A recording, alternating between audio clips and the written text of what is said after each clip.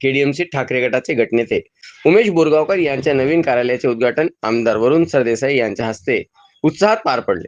यावेळी मोठ्या संख्येने शिवसैनिकांनी उपस्थित राहून शक्ती प्रदर्शन केले। उद्धव ठाकरे यांची विधान परिषदेची मुदत संपत असल्याने त्या रिक्त जागेवर त्यांनीच पुन्हा नेतृत्व करावे अशी भावना वरुण सरदेसाई यांनी व्यक्त केली।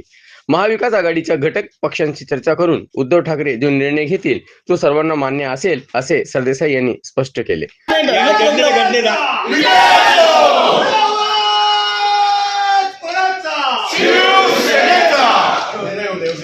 मेरा काम करना है, मेरे हिसाब से वीडियो निकालेगा ना मैं।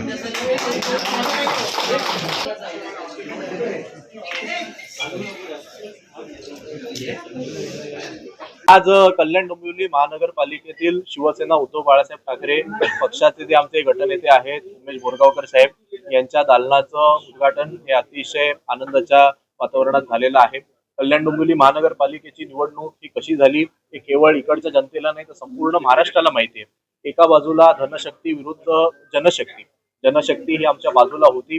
अनेक उमेदवारांवर दबाव टाकण्यात आला होता ही निवडणूक बिनविरोध करण्याकरता, अनेक पैशांची आमिष देण्यात आली होती। त्या सगळ्या आमिषांना स्वीकारून आमचे उमेदवार अतिशय उत्तम पद्धतीने लढत दिली। आमचे उमेदवार जेवढे विजयी झाले त्याहीपेक्षा मोठा आकडा त्या उमेदवारांचा आहे, त्यांचा अतिशय कमी फरकाने पराभव झालेला आहे। त्यामुळे ही सगळी टीम यापुढे काम सुरू राहील।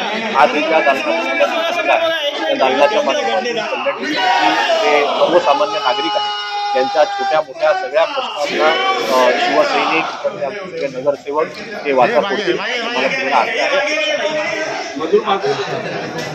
मला असं वाटतं की माझं म्हणणं काय आहे, याहीपेक्षा त्या जनतेने त्यांना शिवसेना उद्धव बाळासाहेब ठाकरे या पक्षापुढे त्यांना मतदान केलं, ज्यांनी मशालीवर मतदान केलं, ज्यांनी कमी वयाचा तरुण उमेदवार म्हणून त्यांना मतदान केलं, त्यांनी ठाकरे बंधूंवर प्रेम म्हणून त्यांना जनतेचं मागे आपल्याला विनंती आपण दोन प्रतिक्रिया तेव्हा